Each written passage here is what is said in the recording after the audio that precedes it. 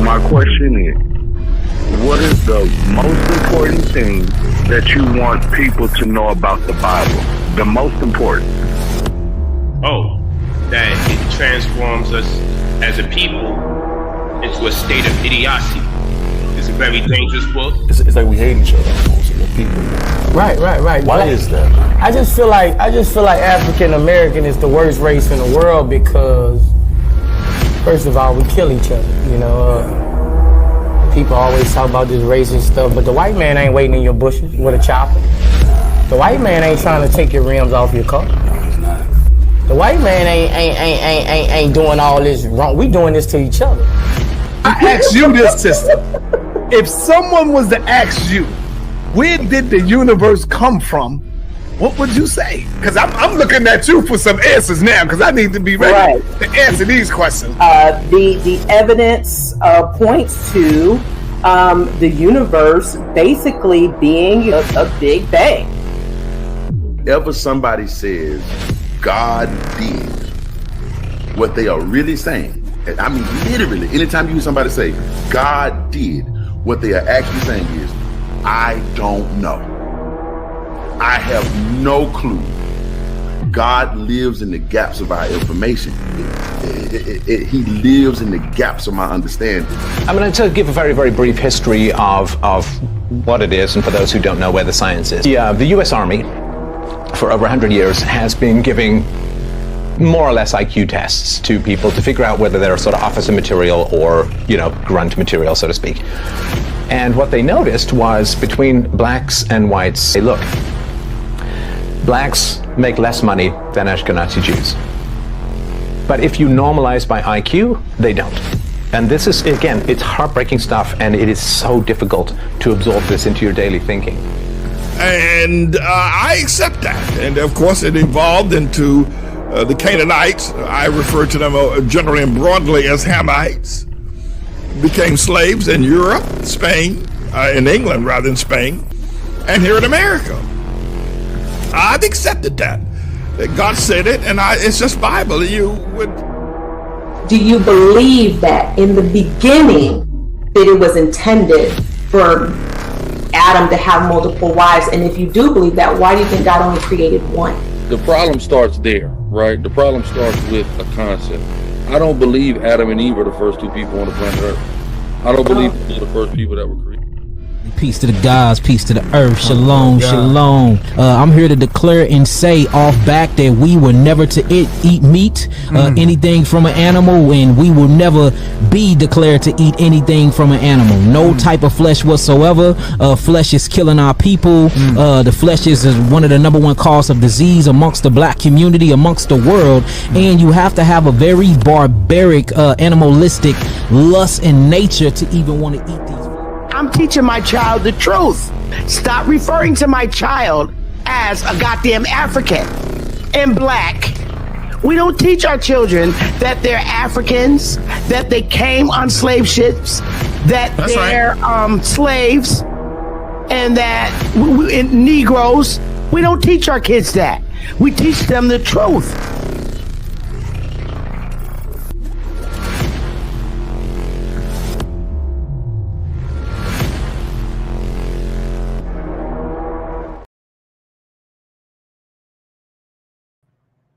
All right, all right. Can you all hear me? Does everything sound fine? Been having some issues with my microphone. Let me know if you guys can hear me. And most high bless to all of you all. Thank you all so much for coming out with me tonight. Oh my goodness, what a day. I was able to finally get this presentation together. I kid you not, I was actually going to do this as a video. I wasn't going to do it as a live. But at the last minute, I said, you know what? I'm going to go ahead and, do it as a live. And that meant that I just completely I just completely started over with my presentation. And so I thought I would have been done by now, but it took me a little while, but I got it together. But let's see who we got in here. Had to push the live back, but I wasn't going to cancel. That was not going to happen. I want to share a little information with you guys. Thank you all so much for tuning in with me. I've been going through some health issues for a little minute, and I'm starting to feel better. I'm starting to get back to myself, so that's why I haven't been around. That's kind of why I have, been making, arrangements to go live, but haven't been going live. But, I'm getting back to myself, getting things, getting my gears, grinding my gears, getting things back together. So let's see who we got in the building. All right, Hebrews and Gentiles. Most High bless. Thanks for tuning in. Midwest Boxing. Let's see here. A heart tried by fire. Okay, Yavin. Shalom. Most High bless to you. Tia Lynette. Okay.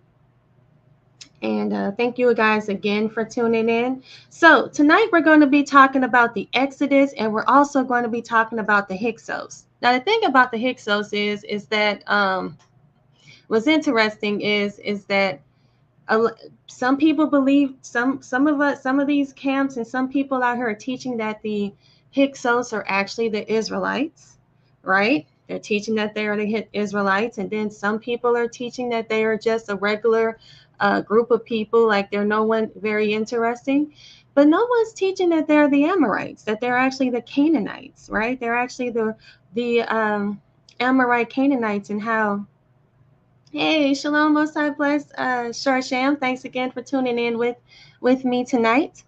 But yeah, so we're going to be talking about, is the Exodus real? Did it actually exist? Did it actually happen? And also, who are the Hyksos? And how the Hyksos has really been plaguing Israel for all throughout the Bible and all throughout history. All right. Well, I was trying to give people some time to come in because I've been pushing the live back. So let's get things started and let's get ready to get this information out.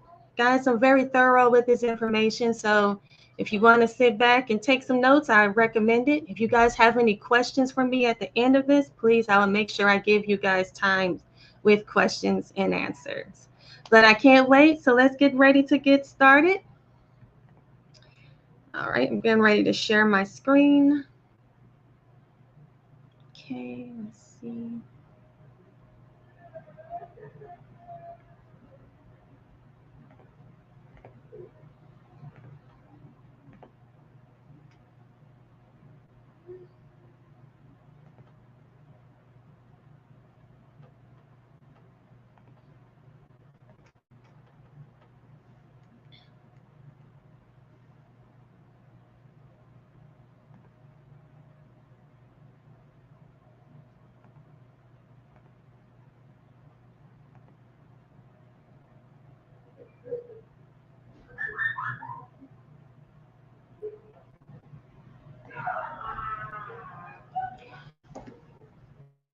Right. So guys, we're getting ready to begin. So it says, did the Exodus really happen? So many scholars believe the Exodus story is not accurate or that it didn't even take place. They say that there is no archaeological evidence. They say that it doesn't match the Egyptians' history. And they say that it's just implausible. Like it can never happen. Like, come on now. This is trying to make sure my presentation is okay. Everything's good. Okay. Making sure you guys can see and hear. Okay. So it says many scholars believe that the Exodus story is not plausible. It's implausible. So there's a hidden history, right? And the sad thing about this is these unanswered questions are turning people's faith away. And they said, but however, these unanswered questions will be answered right here, right now. And there has been a hidden history that has been obfuscated from us. So let's let the unraveling begin. So I would first like to give a big warm welcome to my truth seekers, my independent researchers, and my independent thinkers. Just because there isn't a big crowd of us does not mean that we are not, that just because we feel like we're alone, we're not alone. We're all about the truth, guys. So let's keep going. Also, I'd like to give a most high bless to Alley Cat. Alley Cat reached out to me and she asked me, she says, can you please do a show on the Exodus? Lots of YouTube videos posted that it never happened. She said TCA even posted it.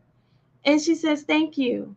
And I appreciate you, Alley Cat. And I'm sorry that I've been having to push this video back a couple of times, but I told you I was going to do it and I made sure I did. And guys, if any of you have any suggestions or you have any videos or anything that you'd like me to touch on or anything like that, please do not hesitate. I will make sure I address it. So right here, 1 Corinthians 3:19, it says, for the wisdom of this world is foolishness with the Most High, for it is written, he taketh the wise in their own craftiness. So right here, the wisdom of this world is complete foolishness. We sit back and when you just sit back and you just look, you just go back and you just say, hey, these people here are just crazy. But this was all prophesied in the Bible. So here we have here. So they say now there are many out there that are saying that the biblical Exodus is best understood as a founding myth, or the people of the people of the people of Israel. So they're saying that okay, Israel does exist, but this here is just a myth. They say that there is no direct evidence for any of the people or events of the Exodus in non-biblical ancient texts. So what they're saying is there's no history or text out that represents the Exodus not outside the Bible. They says there's no archaeological remains, and this has led most scholars to omit or leave out the Exodus event from the history of the Israelites. So even the biblical scholars are leaving out the Exodus. Well, they said the same exact thing regarding the people of Israel. They said that the Israelites never even existed in Egypt. They say if they did, why don't we see any records of them? Well, that was put to rest when they found the Merneptah stele. So at one point in time, they said the people of Israel did not even exist because there is no history of them at all. Well, right here we see this Merneptah stele. And actually we see that the name Israel is actually here listed within this stele. They actually found Israel. So remember, they said there's no archaeological evidence. Well, right here we have the Merneptah stele. And what does it say? It says Israel is wasted, its seed is not. So it's found all the way down here. So you have to do a lot of reading to get to that. So this is what it said. It says, devastated is Libya. Hittites are quiet. Canaan, Israel it says Canaan, Israel is laid waste without seed. Palestine, King, Benera, Merriman, Merneptah, Hetepher, Muat, So right there is letting us know that Israel is there. We found they have Israel there. So at one point in time, they were telling us, hey, Israel does not exist. But right here, that has been proven all wrong. So that's the same thing we're going to say about the Exodus. In second Timothy, it says, for time will come when they will not endure sound doctrine, but after their own lusts shall they heap to themselves teachers, having itching ears, and they shall turn away their ears from the truth, and shall be turned into fables. So truth shall be turned into fables. They will turn it away regardless of how much evidence. I had a conversation on on Unc's live. Shout out to Unc West. I went on his live. He did a video about me. And what was so interesting is no matter how much information I kept coming with real sources and information, no matter what I came with, it didn't matter. They still wanted to believe in what they believed in. So right here, this actually goes with 2 Timothy. It says, for the time will come when they will not endure sound doctrine. And no matter, I was going into the Britannica, I was going into real scientific sources, and they turned blind to it. They turned their ears away. And also, these scholars, aka scoffers, like to say, now, according to the Bible, the Hebrews were slaves in Egypt for over 400 years, and then they supposedly invaded the land of Canaan. Well, if this is all true, then why don't the Egyptians and Canaanites talk about the Hebrew Israelites? Why didn't the Egyptians and the Canaanites mention the Hebrew Israelites in their historical documents? And that is a great question. Why wouldn't? Hey, the Canaanites, believe it or not, people, they don't really teach on for some reason, for the Canaanites have a more prestigious history than the Egyptians, but nobody really talks about the Canaanites. But the thing is, they all are very thorough, and they document their history very thoroughly. So what they're saying is, well, here we have, the Egyptian hieroglyphs, we have the Canaanites. Why don't we ever hear them talk about these Israelites? Well, actually they did. They actually did. And that's why people have to take some time, because there is information out there. The problem is that we have to sit down, we have to be patient, and we have to research it and take our time. Like I said, they actually did. There are some interesting words, Habiru and Apiru. Those are two interesting names, Habiru and Apiru, which are found in many Egyptian, Canaanite, and Akkadian documents. Just because you don't see Hebrew, just because you don't see Israel, just because you don't see Israelite does not mean they did not exist. They just had other words that they called them. They had slang words, they had code words, code names that they had for them. So scholar Bill Cooper has written of this fact. And then there are many other mentions of several passages from the Canaanite sources, which actually documented the Hebrews invading the land of Canaan. And this is why, if you have any doubts, don't allow that to make you lose your faith. I saw the brother who actually came out. He was one of the main ones who came out saying that us so-called blacks are the true Israelites. And it actually hurt my feelings to see that he is no longer, I repeat, he is no longer a believer in the Bible. Not the fact that he doesn't believe that he's an Israelite. He doesn't believe in the Bible at all. And when I tell you, this brother came out and he was one that actually turned me to believe that I was an Israelite, had me looking into it like, hey, am I an Israelite? This guy was really pushing it. And I had another brother, my brother TCA. I was hurt that he turned away from the word. And then my other brother, Malachi, Maccabees, the list can go on. And then it starts to make you wonder, were these people actually Bible believers in the first place? Did they really believe in the Bible? And that's something that we really have to be careful. And shout out to my sis, Alley Cat. She saw a lot of videos out there that were teaching against the Exodus.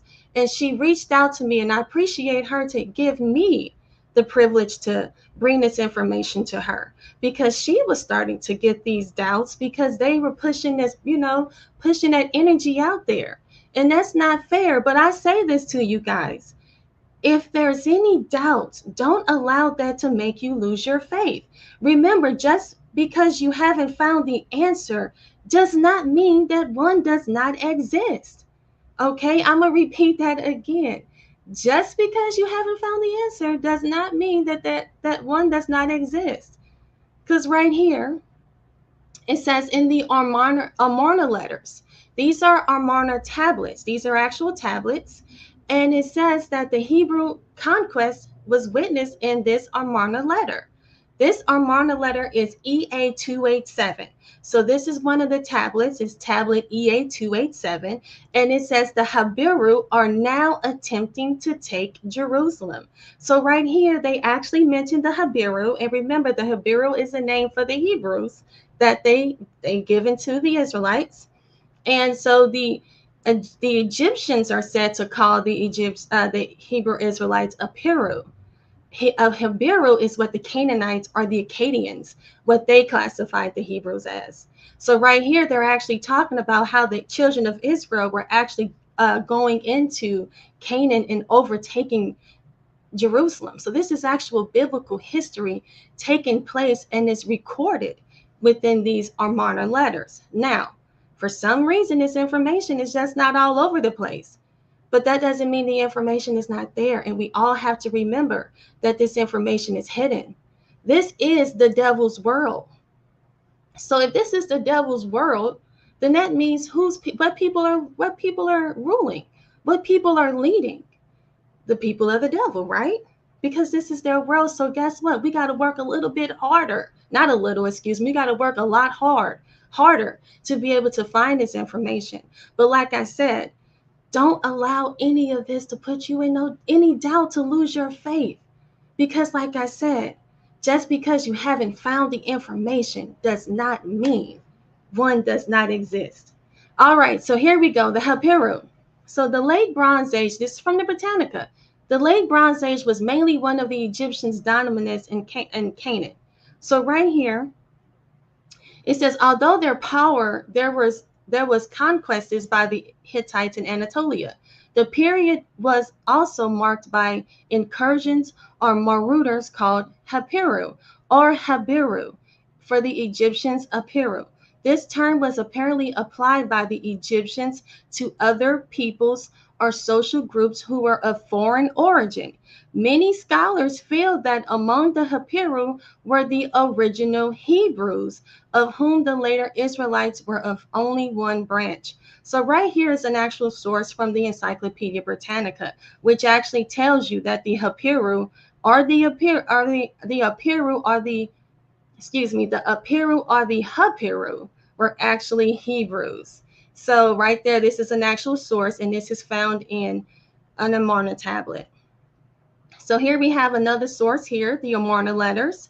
And it tells us the Amarna letters are an archive of correspondence on clay tablets, mostly diplomatic, between the Egyptians administration, and is represented in Canaan and Mesopotamia. It says the letters were found in Upper Egypt at Amarna, the modern name for the capital of the ancient Egyptians' new kingdom, primarily from the reign of Pharaoh Amenhotep IV, better known as Akhenaten. The Amarna letters are unusual in Egyptological research, being mostly written in Akkadian cuneiform, the writing method of the ancient Mesopotamia that was used in international diplomacy in the 2nd century BCE. The known tablets currently total 382 in number. So they're letting us know that these tablets were written in Akkadian cuneiform, and that there is about 382 of them. And these are found, and this was the writing method that was used in Mesopotamia. So in Mesopotamia, they all were writing in Akkadian cuneiform. So a lot of people would probably be trying to find this in hieroglyphics. Well, no, they weren't all writing in hieroglyphics. They were all pretty much writing in Akkadian cuneiform. It says the Amarna letters reveal a treasury of knowledge concerning the political relations and social customs of their times. For example, a correspondence between Amenhotep III and the Babylonian king Kadeshman Enlil shows a fascinating negotiation involving Amenhotep's procurement of Kadeshman, Enlil's daughter, as a bride. So right here, it also says biblical scholars are particularly interested in the correspondence between the local kings of Canaan and their Egyptian overlords, in which a group of nomadic raiders known as the Habiru are mentioned as a military threat. Excuse me, guys, I'm going to get some water.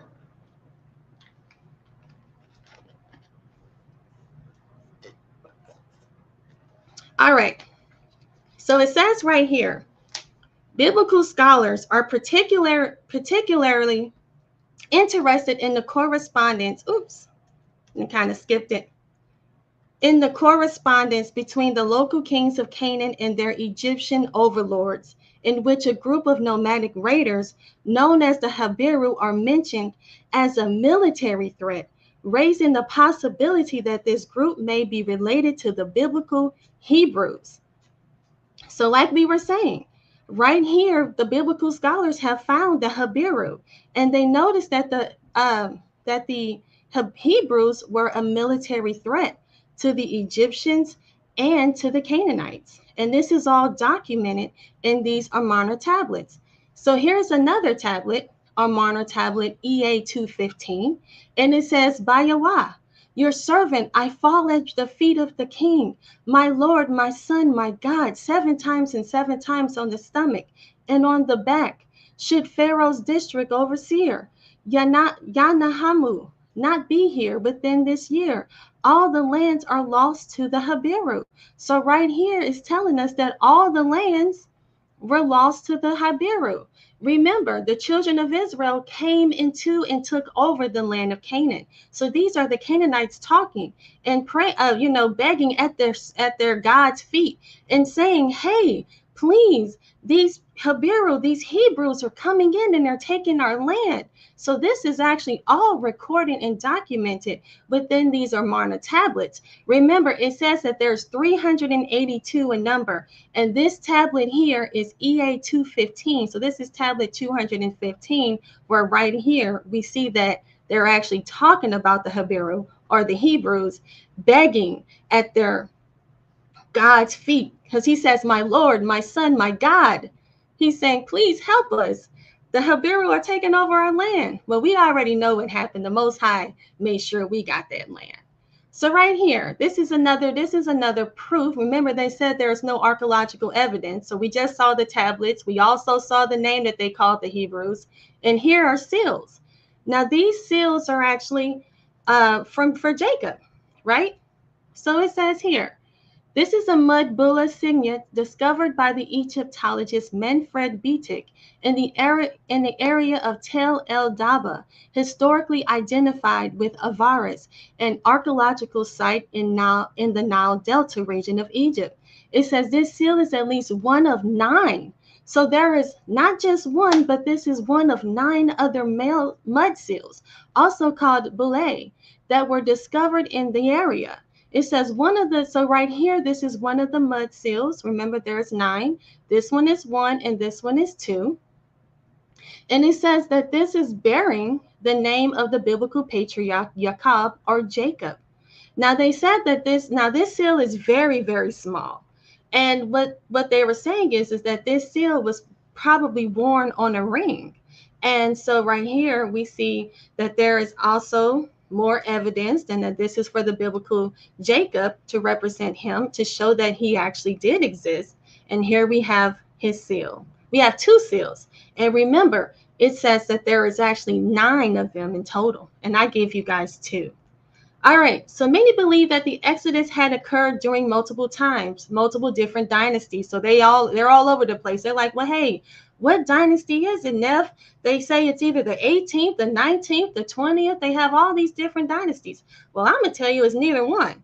But let's see. They say some historians believe that the Exodus occurred during the reign of Amenhotep II, a pharaoh in the 18th dynasty. Many scholars believe that the late date Exodus theory, which places the Exodus during the reign of Ramses II, which was in the 19th dynasty.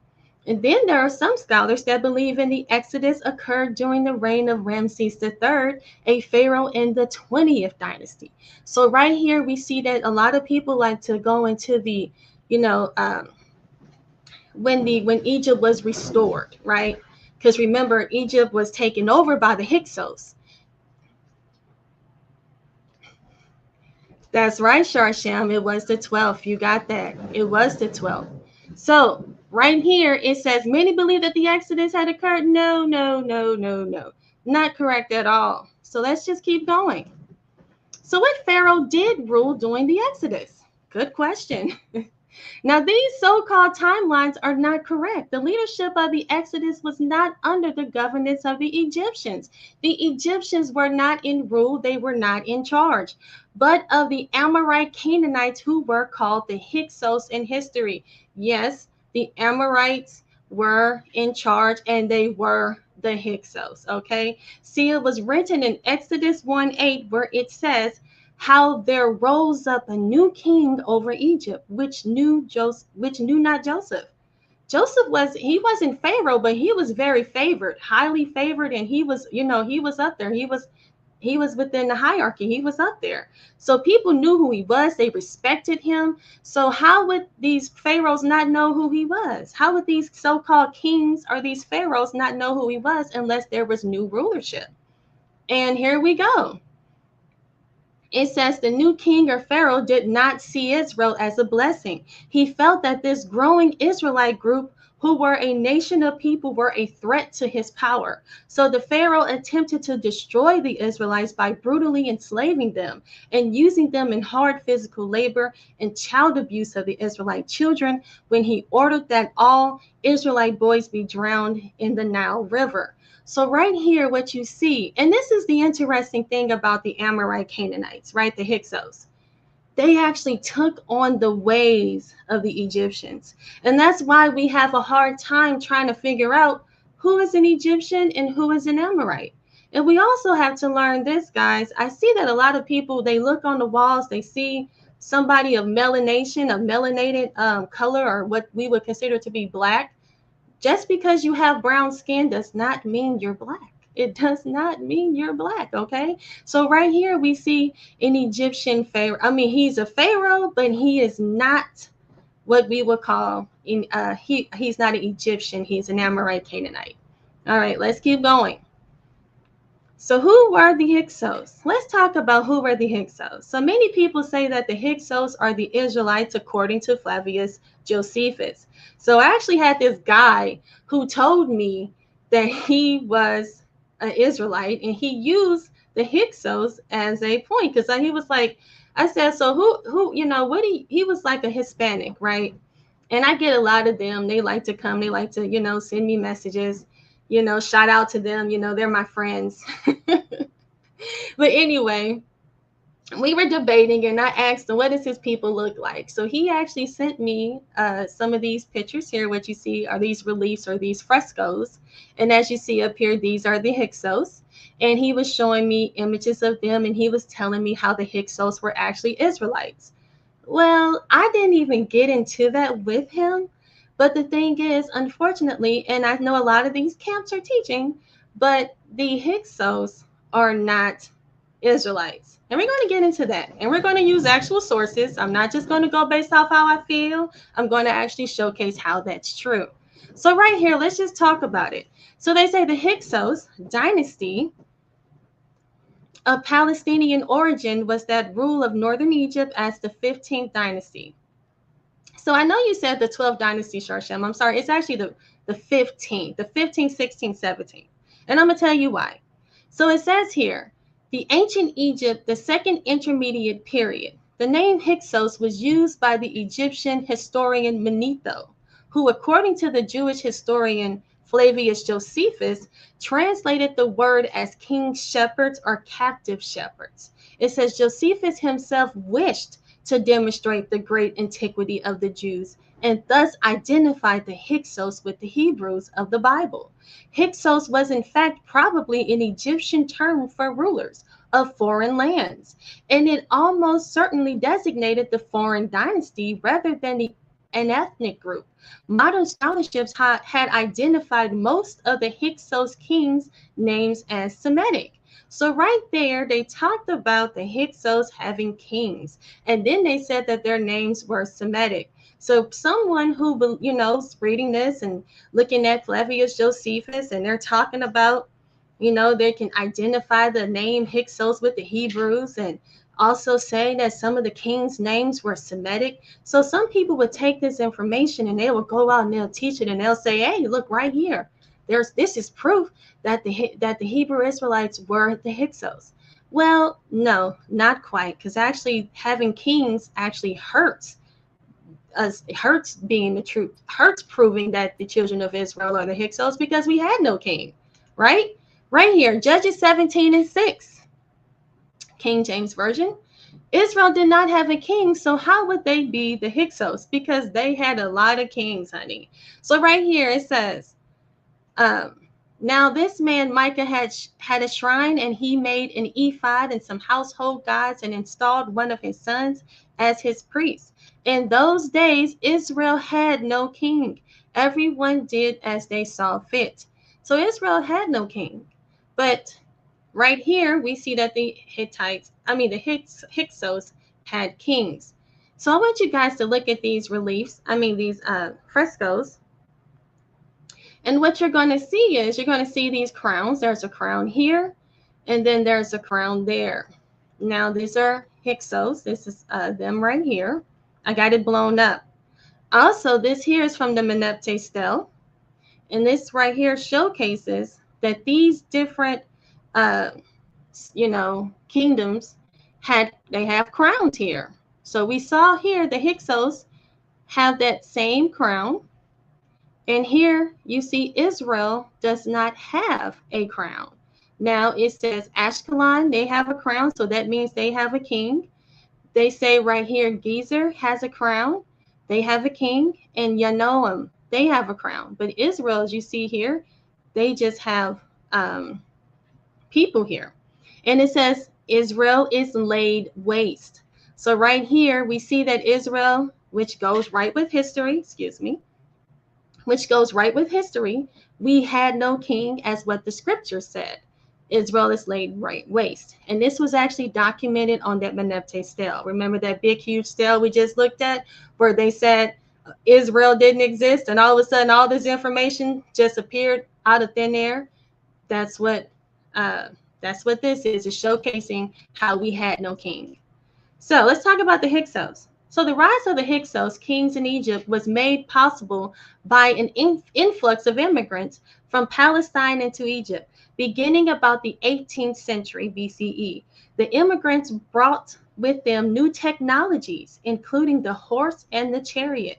So these Hyksos, they came into Egypt and they brought in new technology. And that's something people need to really get to understand, or at least, not just understand, but to at least believe it as true, that the Canaanites were not these primitive people, that the Canaanites, they actually came in and they brought technology. That horse-drawn carriage that you see the Egyptians riding around in, yeah, that didn't come from the Egyptians.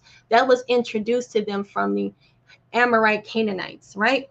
So it says here, they brought in the horse and chariot, the compound bow, and improved metal weapons. The Hittite Canaanites actually are the ones that invented iron.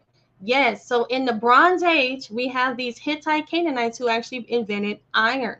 So it says most of them settled in the eastern portion of the Nile Delta, where they achieved a dominant role in trade with Western Asia. It says archaeological excavations in the area had revealed a Canaanite-style temple.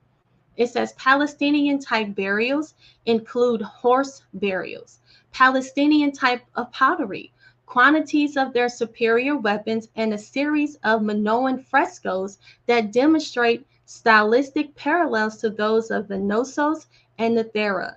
The most prominent settlement was Avaris, which was modern Tal Adaba, a fortified camp over the remains of the Middle Kingdom, downtown in the northeastern delta.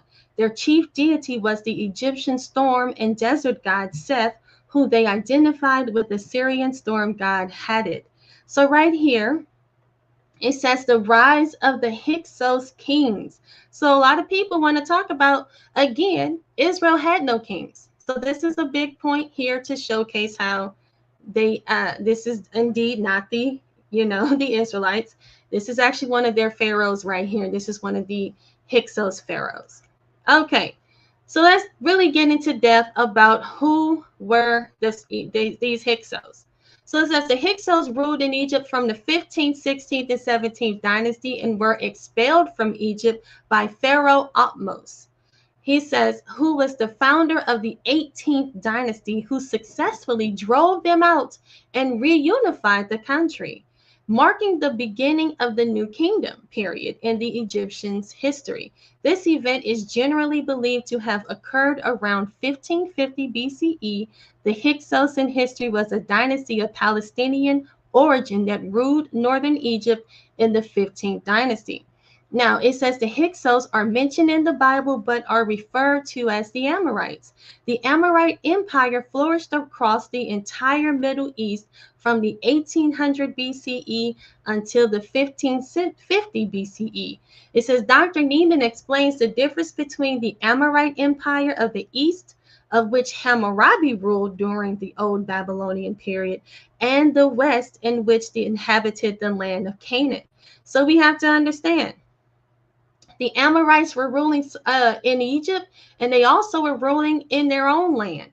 Okay, so they were ruling on the western part, and they were also ruling on the eastern part simultaneously. And we find that actually in scripture. So they ruled in Canaan, and they also ruled in Egypt. So on the other side of the water, they were over there in Egypt ruling, and they were also over there in Canaan ruling. So it says the Hyksos were Amorites, established several prominent city-states in various locations such as Eson, Kurta, Larsa, Mari, and Ebla, and founded Babylon and the Old Babylonian Empire.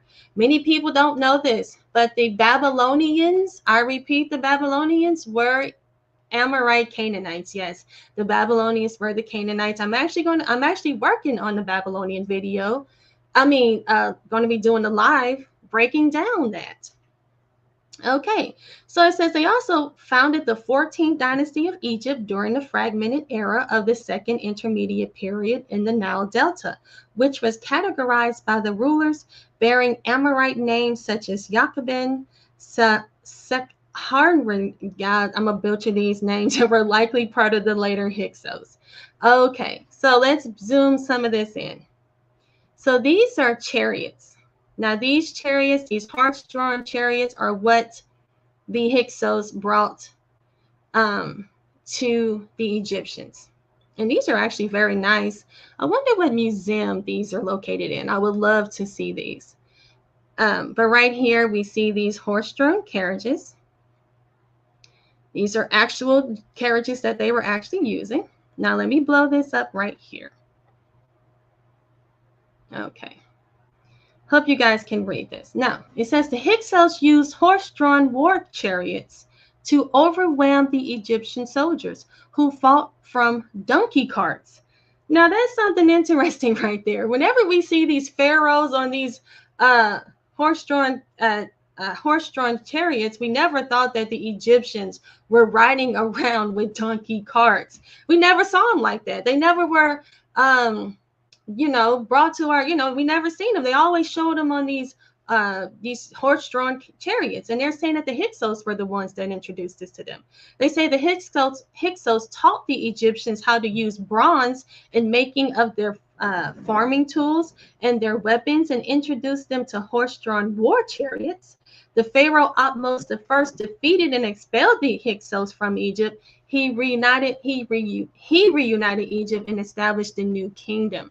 So right there, we see we actually see the real, oops, let me go back. We actually see the real horse-drawn chariots. So Egypt was actually using donkey carts. That's pretty funny. So again, it says the Hyksos are mentioned in the Bible, but are referred to as Amorites. The Amorite Empire flourished across the entire Middle East from the 1800 BCE until 1550 BCE. Again, Dr. Neiman explains the difference between the Amorite Empire of the East, of which Hammurabi. Now, if any of you guys are familiar with Hammurabi, he was the one that established the law. And actually, that Hammurabi is actually found in our law, in our buildings here in the United States, in our court of laws. He's actually hung on the wall, and he's an Amorite Canaanite. And he was the one that was ruling during Old Babylonian period. So right there, the Hyksos, again, are the Amorites, and this is an actual source from the World History Encyclopedia, just in case somebody wants to say that I'm wrong on that. But let's just keep going. All right, so the Amorites in the Bible. You know, when it comes to the, like I said, the Hyksos are actually the Amorites, and they're the ones that were ruling during the Exodus. If you say, well, Neff, if that's true, then where are they found? Where is this found in the Bible? I'm glad you asked. So in Judges 11, it says, and the Lord said unto the children of Israel, did not I deliver you from the Egyptians and from the Amorites, from the children of Ammon and from the Philistines? So right there, the Most High said, did not I deliver you from the Egyptians and from the Amorites? So that actually goes right along with what history is saying. The Hyksos, who are the Amorites, who were ruling simultaneously in Canaan and in Egypt, the Most High delivered children of Israel. He delivered us from the Amorites. Also in Amos 2:10, he says, also I brought you up from the land of Egypt and led you 40 years through the wilderness to possess the land of the Amorites.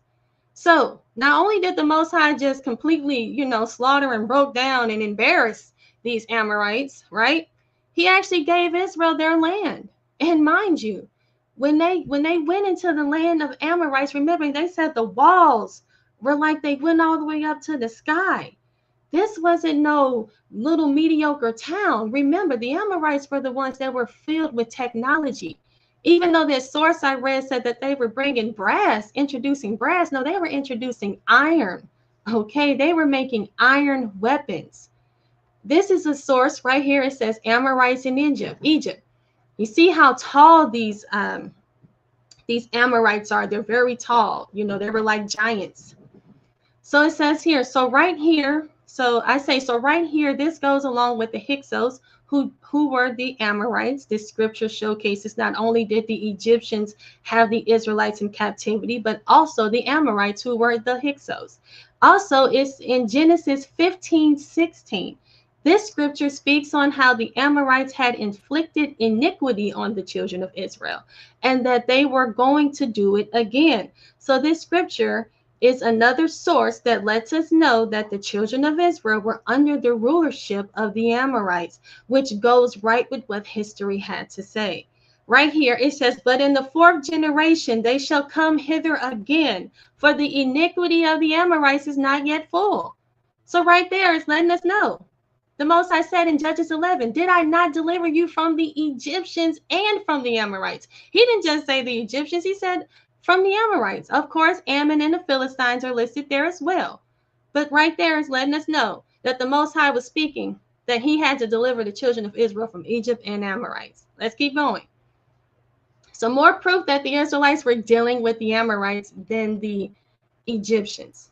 Okay, Book of Joshua 24.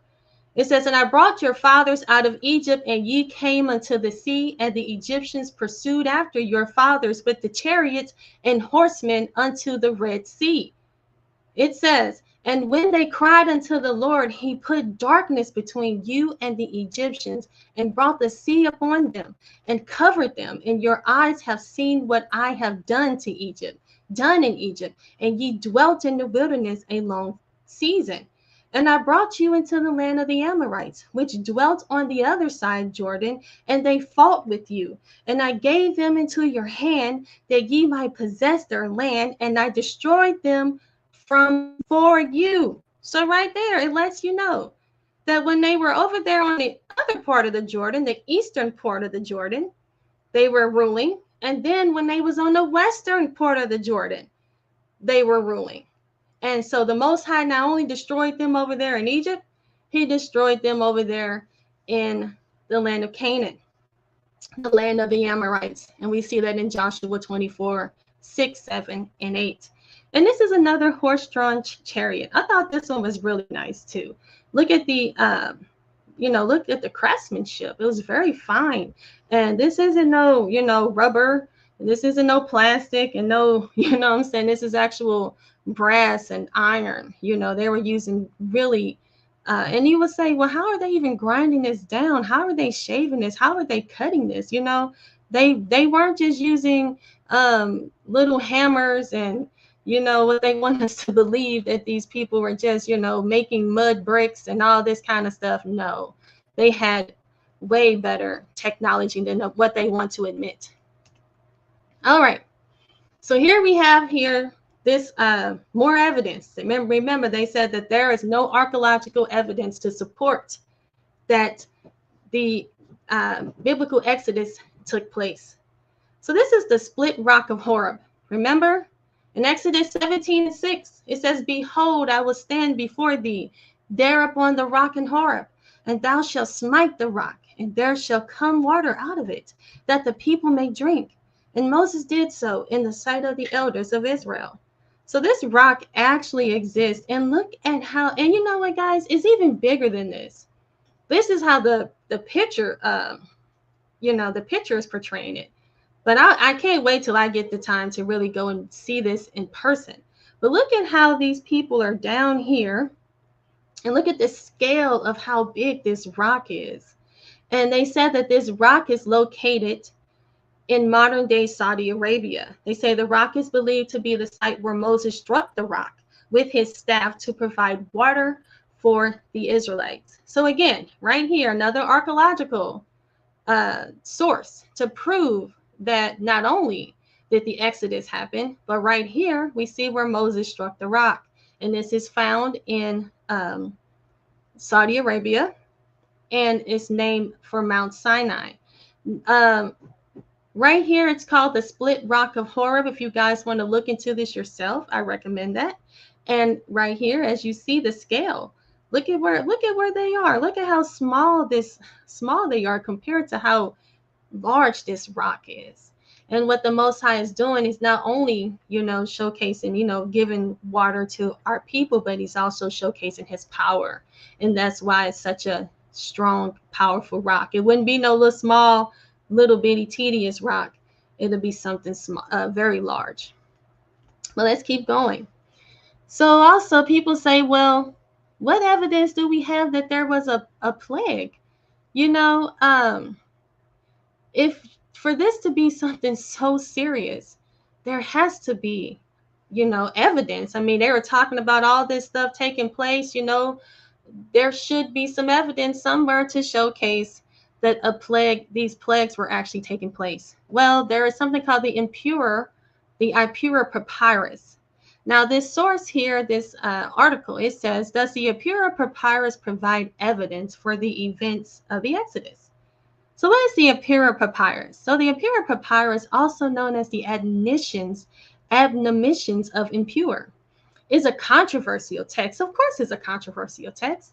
Anything that has to deal with the Bible, anything that has to prove or give any type of, certification to the Bible is always going to be something controversial. And I hope you guys understand that, my people out there that are on the fence of leaving the Bible. You got to always understand that anything that you do or say about the Bible is always going to be a problem, because this is the devil's world. But guess what? It won't stop us, because the Most High is always with us, right? So here we have the Ipura papyrus, also known as the Admonitions of Impure. It is a controversial text that describes starvation, drought, death, and violent upheavals in ancient Egypt.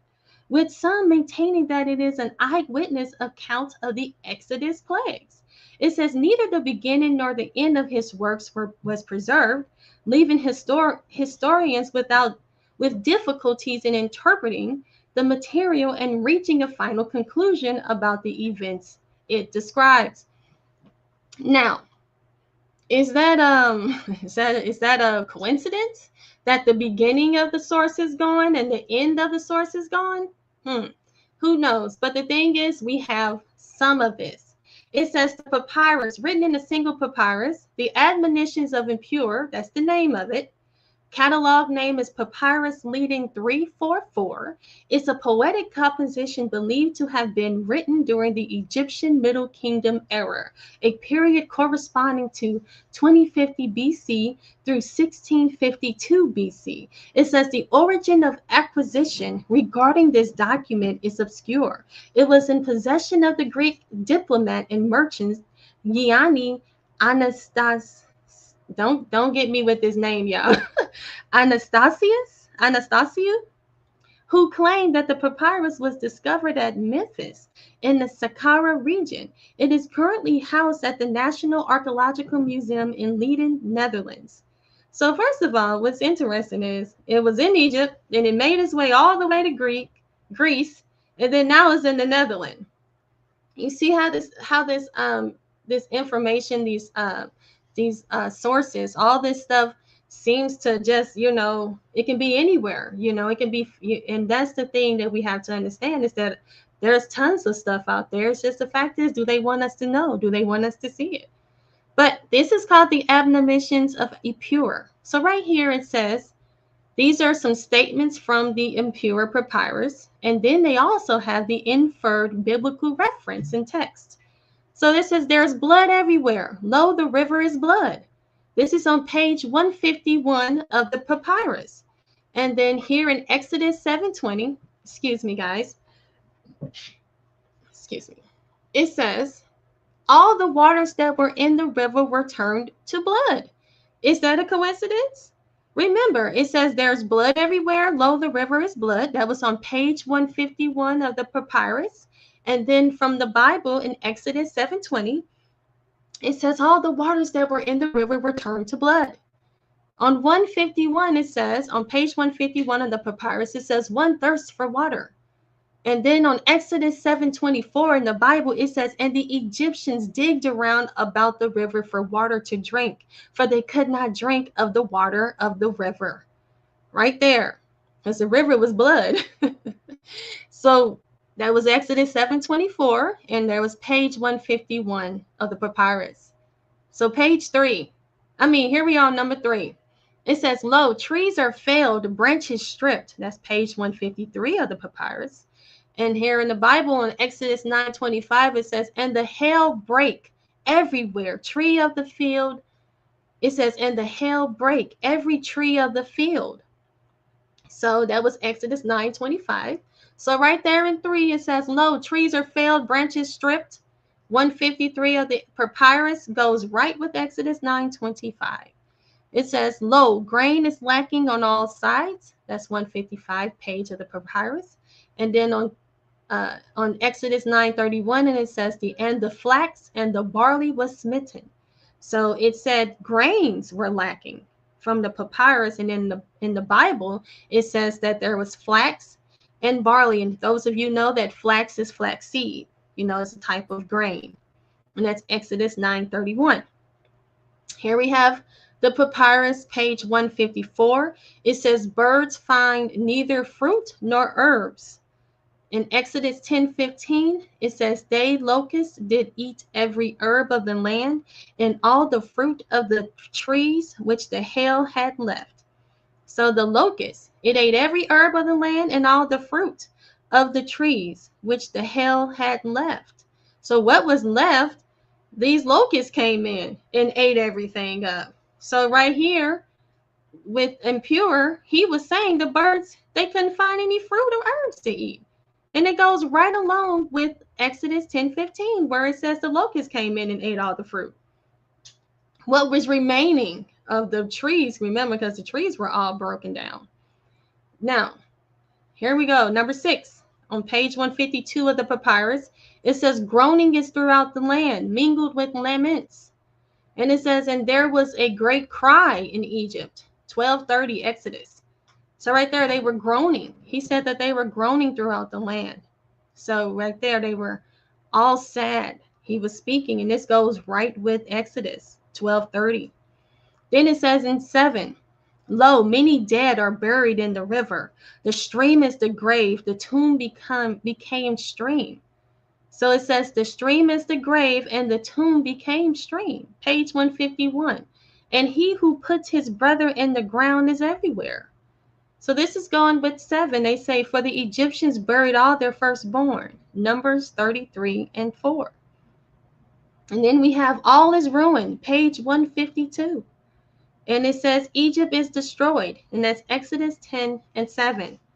So this is 8 sources right here. And I mean, if you ask me, what more evidence do you need? You know what I'm saying? Right there. It goes, goes great. I mean, when you say there's blood everywhere, lo, the river is blood, who just comes up there with who out of anywhere, who would just say that the river is blood everywhere?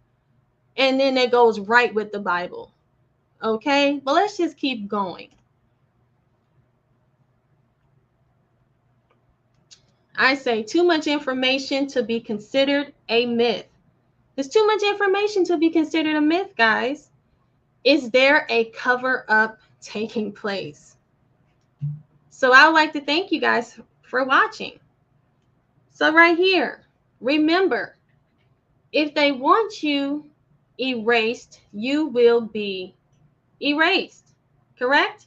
Remember, the victor tells the tale. Right here we have Pharaoh Akhenaten. Pharaoh Akhenaten, right? He was the one who brought Egypt into only worshiping one God, Aten. Remember, Egypt worshiped multiple gods. They all, they had a multitude of gods. So here comes Akhenaten. He comes in and he cleans it up. A lot of people believe Akhenaten was actually an Israelite. They actually believe that he was actually worshiping the Most High. He actually took all the gods and he took them away. He took Egypt. He said, hey, we're not worshiping all these gods anymore. We're going to worship one single God, and he named him Aten.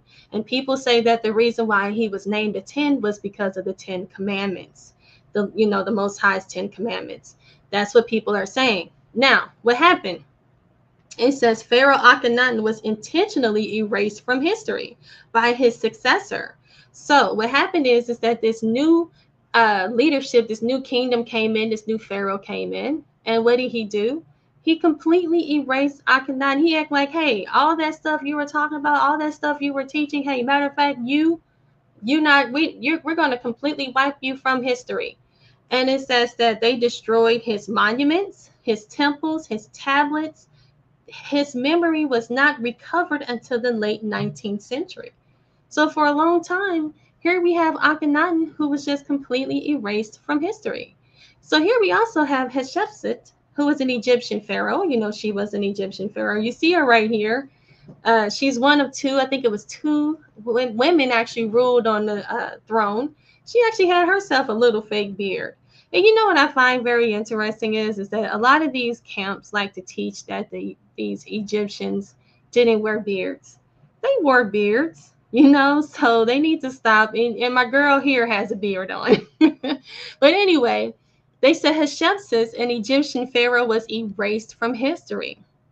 It says after her death, when her monuments were defaced and her name was removed from the official records. So they have a king's list. And guess what? Her name was actually removed from the king's list. They say her existence was largely lost until the mid-19th century when Egyptologists rediscovered her.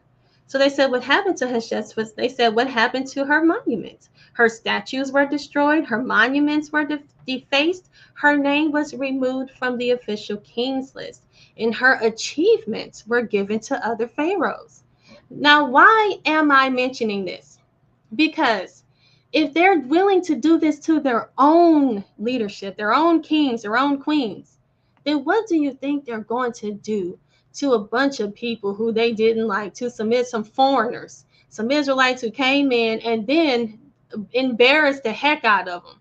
You know what I'm saying? Completely dismantled their whole kingdom, embarrassed their pharaoh. You know what I'm saying? They were all trying to fight. They all were, you know, the Most High just completely destroyed them and embarrassed them. Why, you know, they get up here and they say, well, where's all the evidence? Why if they did all this stuff, why wouldn't it be documented? Well, why would they erase Pharaoh, Akhenaten, off from history? Why would they erase Hatshepsut? I mean, they completely gave her achievements of the pharaohs. They erased her name from the king's list. They act like she never existed. And the same with Akhenaten. They completely got rid of him. So, guys, we all got to start grinding our gears. We all have to remember we got to use our minds, use our brain. If they're going to erase their own people, why wouldn't they erase ours? But again, that's the end of my presentation. Gonna go ahead and close that out. Let's see here. Now, does anybody have any questions that they would like to ask? I would definitely drop the link. Let's see. Go ahead and drop that. And if you guys want to come on up, please hit the link. And if you have any questions in the chat, let me know if you don't want to come on. So let's go ahead and let me see what's going on. Let's see if anybody wants to come in or leave a question.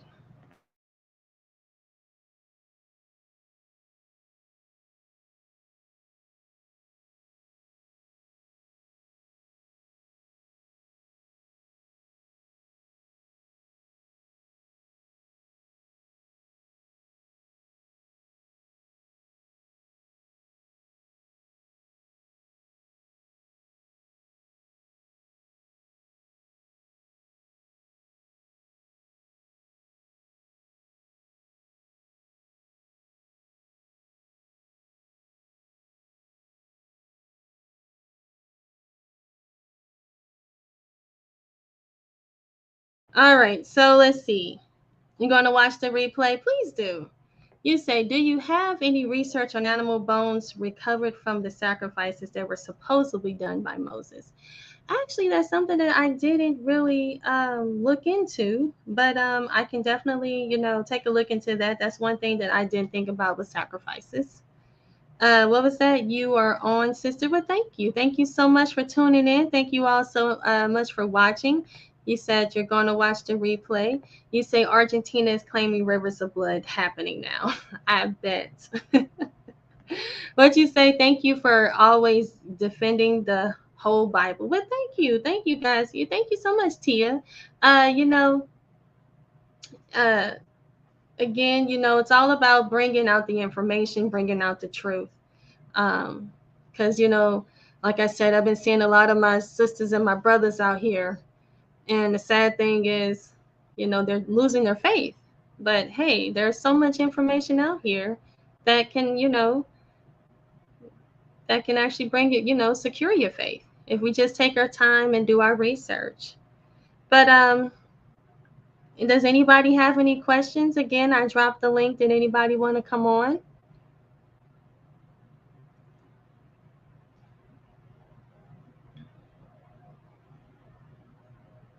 All right, so if you want to hit the link, go right ahead.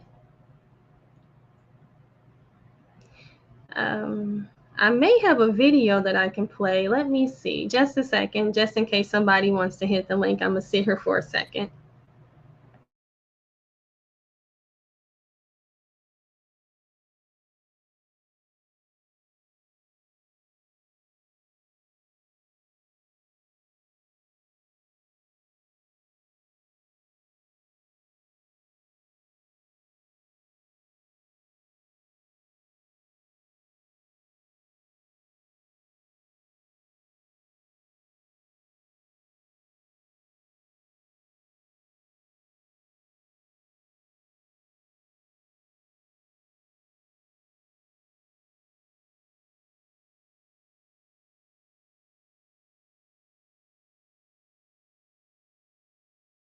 All right. Well, it doesn't look like anybody has any questions or don't want to come on up. So let me go on ahead. You late, but replay is my friend.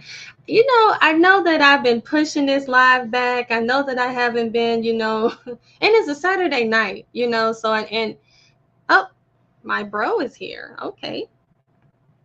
Let me bring you on up. Hold on a sec. Hey, most high bless, Sharsham. How are you doing tonight? Hey, I'm good. Most High bless everybody. Shalom. Grace and peace. I was watching, I've gotta say, man, I'm really impressed. Well, Like thank I started not believing that Hyksos was Israelites for a while, man, but you go a lot of daggers out with them having kings and all that. That really kills the whole thing because they always try to use the Benihana and claim that they the Hispanics, but that kills that whole narrative now when they try to use that Benihana. Because I said the Benihana, that don't look the same as the paintings and the tombs of ancient Egypt. When you look at the other murals and pictures of the Israelites when they black with afros, you see what I'm saying? That's the only picture they ever used to claim that they're the Israelites, the Benihana, which is who they call the Hyksos. So, and then like I said, I was taught that Israel left Egypt in the 12th dynasty. That's why I mentioned that because they said that's where they found all the Shemitic pottery and stuff like that during the 12th dynasty. But I'm gonna have to look into the. I think you said it was the 15th or 16th dynasty. I'm gonna have to look into it. Yes, they took on, and thank you so much. I didn't mean to interrupt you, but did you still have something to say? Because I was didn't No, want go to ahead. cut you off. Yeah. So the thing is yeah, it was the 15th, 16th, and the 17th dynasties when the Hyksos ruled, and then right after that, the new kingdom took place. So yeah, instead of the 12th dynasty, it's the 15th. 16th and the 17th, and I want to show you, let's see, like you were saying, I actually had a guy just the other day telling me that he was a Hyksos and how his people ruled, and they always trying to show people that are melanated that they're black. Everybody that's out there that has melanated skin does not mean that they're black. It just means that they are melanated. We can't claim everybody's not African. So let me go ahead and share this with you because I want to show you the crown. 1 second. Okay.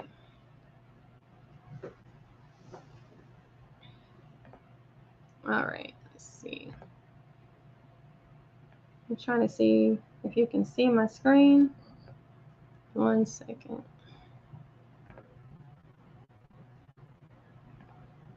There we go. All right. So there is the screen. Okay. So when you look at this, you see these crowns. And these crowns represent leadership. And you see a staff in his hand. And that's also representing leadership.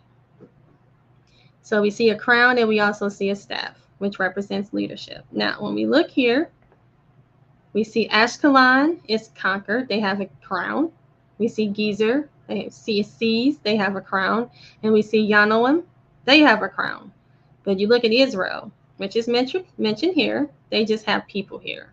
And they say it's laid waste. And then we go up here, Judges 17:6. It says, in those days, Israel had no king. We had no king. And when you look at the and let me show you where these where that is found, where it says Israel is laid waste. This is the Meneptah stele, and that's where this is found. When it says Israel is laid waste. Now, the thing about the Amorite Canaanites, when they first came in, the Hyksos came in, they had kings. They had them. You know what I'm saying? It was never a period of time where they didn't have kings. They had tons of kings.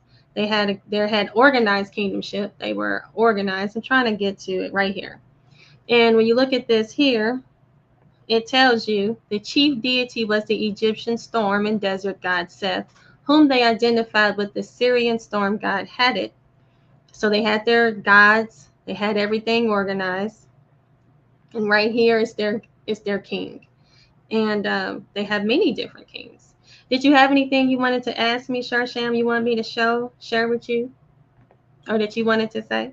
You mentioned the name they was calling them. Uh, what was it again? Which The one? code name you said that the Hystos was calling the Hebrews. Uh, The um, Apiru, the Hapiru, or the Apiru? Those yeah, names? that was an Mhm. Egyptian name, right? That they was calling them. That was calling the Hebrews that.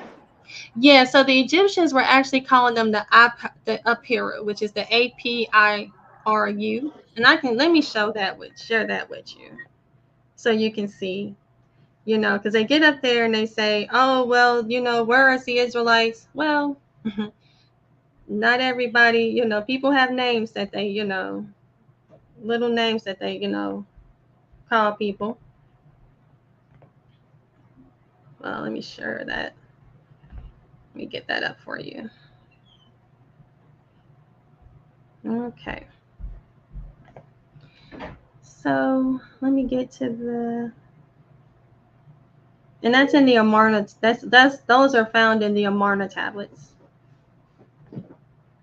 the Amarna letters, and right Okay. there we see the Hapiru, which is the Canaanites.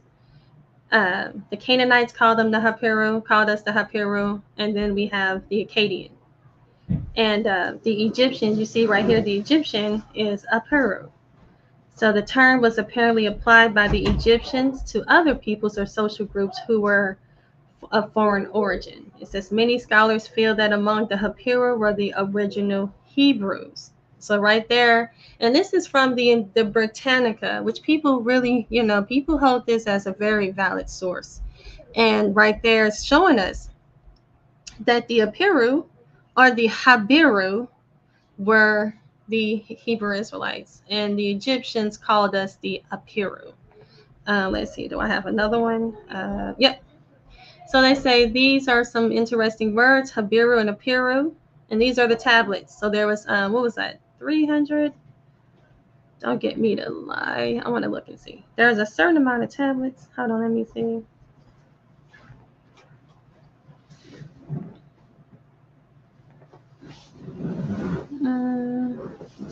It's 382 of these Amarna letters or these Amarna tablets. And they all have tablets that actually mention the Hapiru and the Habiru. And right here, this one says, he's calling out his God. He says, Bayawa, your servant, I fall at the feet of the king, my Lord, my son, my God, 7 times and 7 times on the stomach and on the back. So he's saying he's falling on his feet. He says he's falling on his back, on his stomach, everywhere. He's doing everything. He says, should Pharaoh's district overseer, Yanahamu, not be here within this year, all the lands are lost to the Habiru. So that actually goes right with what the Bible says. The Bible, the Most High says he's taking the land of the Amorites, he's taking their land of Canaan, and he's giving it to us, giving it to Israel. And we find this in tablet. It's very documented. It tells us right there what tablet it is. It's the EA 215, that tablet. And then I didn't give all of them, but there, if you guys want to take your time and look into them. And it says here, the Habiru are now attempting to take Jerusalem. And that's what it says. It says it right there. And that's tablet EA 287. So again, the Habiru are the Hebrews.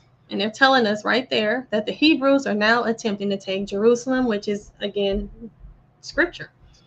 Is there anything you wanted to say, Sharsham? Go ahead. You can interrupt me. You can say whatever, and if anybody... I was listening. What's so Oh, crazy about it, right? yeah. You know how when they look at, they always mention those stones from Puerto Rico and they claim to Israel because they got Phoenician writing on them, right?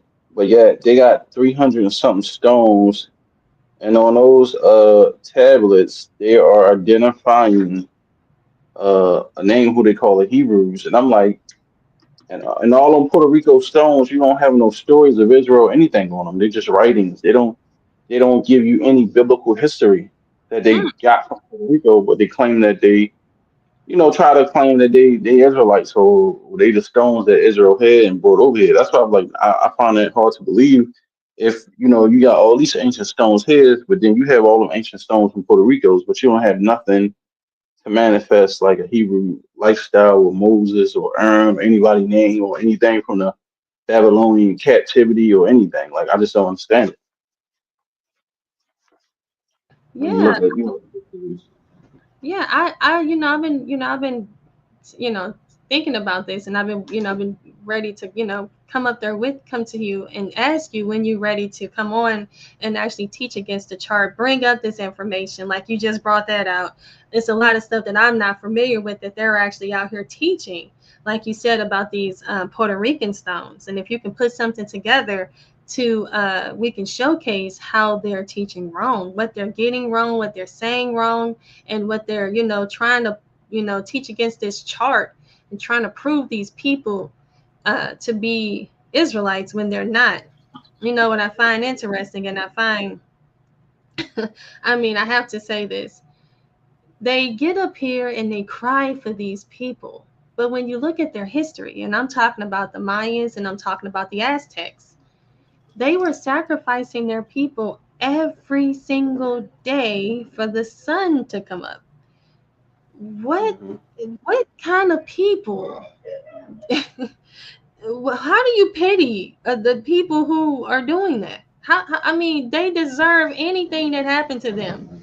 When you're sacrificing people just for the sun to come up, what else are you doing? If you're sacrificing for people to just to come up, are you sacrificing for water to for it to rain? I mean, not Are you only that, sacrificing for an animal to come? not only that, Natalie, but when you look at what's going on right now, right, with the whole mass deportation thing, Hmm. and I tell everybody they claim that all these different people are Israelites, but I'm like, well, y'all say that the Haitians are the Levites, but they deport them, they getting them out of here. Y'all say the Jamaicans are the tribe of Benjamin, but they deport them, they getting them out of here. You see what I'm saying? I ain't trying to be funny. I'm just saying, think about it. They always talk about how all these different people are Israelites or these people is the Jews, right? And we so Hmm. precious, we the builders, we this and that, right? But all these people who y'all claiming other tribes, why Trump getting them the hell up out of here? Sorry for language. Why he getting them up out of here though? Why he's shooting them all over different places? Don't want them if they are the chosen, like they claiming they supposed to be. You know what I mean? Make it make sense. He getting rid of all of them: Puerto Ricans, Mexicans, Haitians, Jamaicans, all of them who they got on the chart. But who's still Wow, left over here standing? The Negro. the Negro, and that's a good point you made. Um, you had made some really good, like you said, when I was watching you the other night when you were on, and you were saying some stuff about how these people are supposed to be so talented, like you just said here. They're so talented, they're so much needed. Then why, like you said, why aren't they valued? Why aren't they wanted? And that is a good point. And I just find it very embarrassing when I saw these TikToks with these them out there with these flags just walking around and um, trying to fight for these people. And it's like, hey, these people don't care about you. They don't care about you. They speak against you. They're racist, but they make excuses. They can do and they can say whatever they want to, and they forget, they overlook it. But let you say something to them, one small thing. You know, I say this stuff about, I'm teaching this stuff against them, these people, and they never will talk to me. I've been called a P, I've been called all kind of names from these folks. To let a Hispanic woman say these things, or they're out there debating white women, they're out there debating all types of women, but they won't debate me. So I mean, they won't talk to me, won't even give me a conversation to even hear me out, hear my information out, because they love these people so much. Right. And my thing is also with all that's going on, you don't see nobody from the Hebrew Israelite camp saying anything. Because I'm like, wait a minute, they got Levi, they shipping Levi off. Wait a minute, they shipping Benjamin off. They shipping Issachar off. Zebulon off. That's what I was saying to myself. Like, this is crazy. But I thought y'all said these was the tribes, and then I say, well, let's go in the Bible and show me where this would happen to Israel. Where you saying this is Babylon, but they're getting kicked out. Make it make sense. It's like somebody doctrine out. Your doctrine not right. Because if this is Babylon the Great, like y'all say it is, show me where the Israelites will be getting kicked out of Babylon. And they crying and fighting to come here, to live here, talking about they want a better life. Show me this in scripture, please. Where they'll be pleading with the enemy. I'm trying to find this stuff. That's why it's so funny to me. Because it But goes against everything in the scriptures.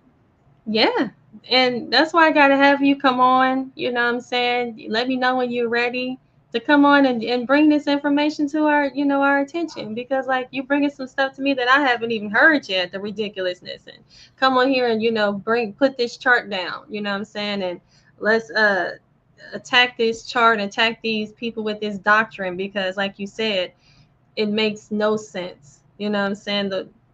We looking, like you said, Babylon. This isn't Babylon. You know what I'm saying? It's a lot that we need to debunk. We're small in numbers, we're small in few, but we pack power. We may have a small voice, but it's powerful.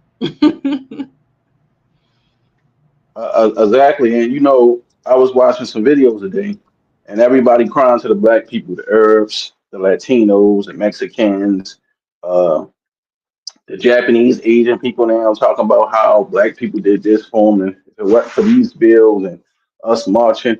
And I find it really ironic that everybody is trying to cleave to the Negro all of a sudden now that Trump in office, and we need y'all to stand up and do this for us. And I'm like, why? And I'm saying, right, all these people who y'all claim as the Israelites, why they keep coming to us here, to the Negroes in America only? They ain't looking forward to nobody else. They ain't asking nobody else. They only asking us for help, which I find strange. Now, I'm not saying we the only Israelites, but I'm just saying we the most powerful people on this planet, and they know that, and they looking for validation through us. And ain't nowhere in the world people can ever deny and say we not the Jews, because we can clearly see it. We the only people the world looking to. The people who they call the Jews, they not even looking to them for help. They looking for us for help, which is crazy. They want us to unite with everybody, but we the same people who they look down on, who they despise, who they hate. Because I was telling somebody before, right? Even people on my job, man, I noticed a lot. People from the islands, man, think they better than, black Americans or foundational black Americans who was born here. You can clearly see it, man. They think they better than us. They think they know everything. They think we don't know nothing. They carry some type of arrogance with them. And they rub me the wrong way. Not saying I just don't like all people from the island, but a lot of them do, and I feel like a lot of them are the mixture ones, not the pure blooded ones. That's all I'm saying, Queen. Oh, I got you. And you know what's so funny is that we in our own world. We don't be worrying about them, but they sure be all up in our business. We can't even tell you anything about them, but they know they sure can tell it. Talk about us. They dressing like us. They taking on our culture, our style. But then when they turn around and talk about us, we don't even know you exist. You know what I'm saying? Good luck. We wish you well, but we all in our own. But like I Right. said, Sam, did you have anything else you wanted to say? Like I said, I want to bring you back on, and you can, break all this down, just give you the floor and let you, you know, bring out these great points and, not only bring them out, but also break them down, break it all Yeah, I down. definitely do it. I'm gonna put something together. I'll put something together and come over here and do. I'm gonna put the scripture, put a slideshow together with some scriptures and stuff, and show the people why it don't make sense. Because like that's what I was saying. It's nobody's watching what's going on, but they trying to make it like it's just Hispanics and them getting deported. I'm like, no, he deported black people too.